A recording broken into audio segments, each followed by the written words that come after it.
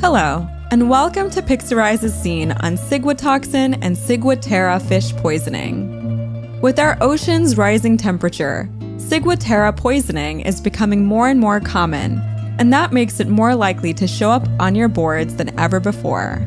Therefore, it's important to understand some key principles behind Ciguatoxin and be able to recognize Ciguatera fish poisoning. Not to worry, Pixarize has your back. We've created this scene just for you. First, let's take a look at that mobster smoking his favorite Cuban cigar. If you ask me, Ciguatoxin sounds an awful lot like cigar. Cigar for Ciguatoxin. Get it?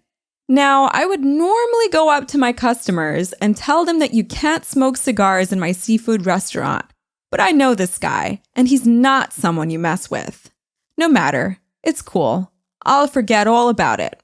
Just remember the cigar here to anchor you to the scene on Ciguatoxin.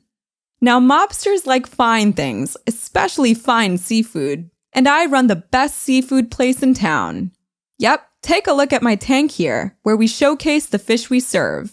Yeah, the fish here are extra exotic, freshly imported from the coral reef.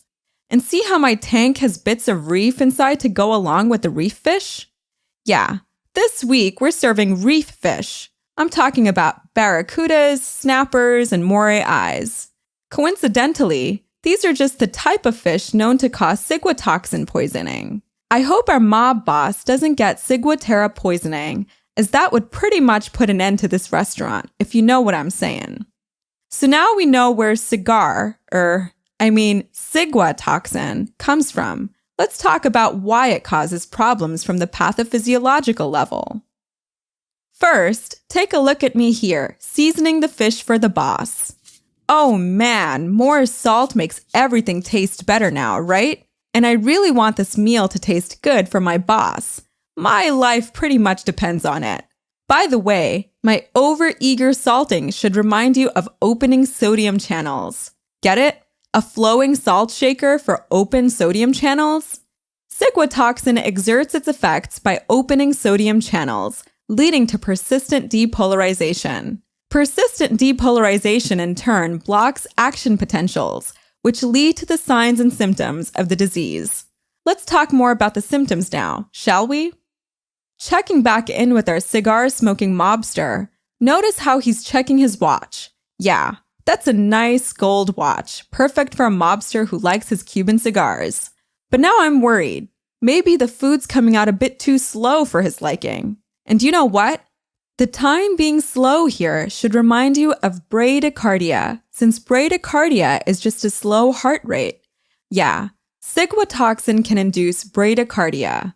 It does this by inhibiting nervous impulses that control the heart rate through the persistent depolarization we just talked about.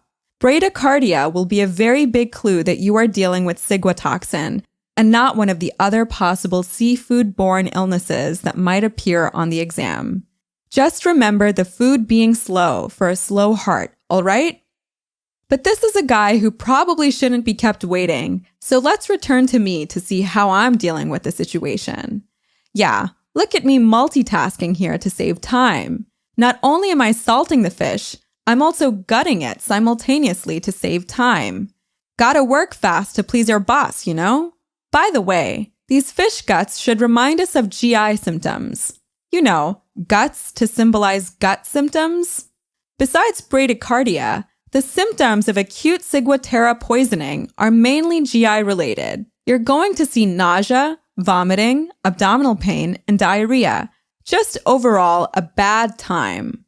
While the mechanism for these GI symptoms is complicated, I like to think of these symptoms as your gut working to get rid of the toxin-filled fish by any means possible. Yeah, vomiting and diarrhea gets that stuff out of your body fast, right? Just remember these fish guts to peg GI symptoms on test day. Before we end, let's briefly talk about treatment. So suppose you serve this reef fish to someone and they come down with a full-blown case of Ciguatera poisoning. What do? Well, unfortunately, there's no treatment beyond supportive care while the person gets all the Ciguatoxin out of their system. Yeah, Just give them fluids and hope their body clears all the toxin on its own. All right, that's it for Ciguatoxin and Ciguatera. I don't want to have to sleep with the fishes, so let's wrap up this scene on Ciguatoxin and serve this man some fish that probably won't make him sick. Ciguatoxin is a potent toxin found in reef fish like barracudas, snappers, and moray eels. The toxin works by opening sodium channels, causing persistent depolarization that inhibits action potentials. Clinical symptoms include GI symptoms and bradycardia. And that's it. Great job. Go get yourself a salty snack. I'll see you next time.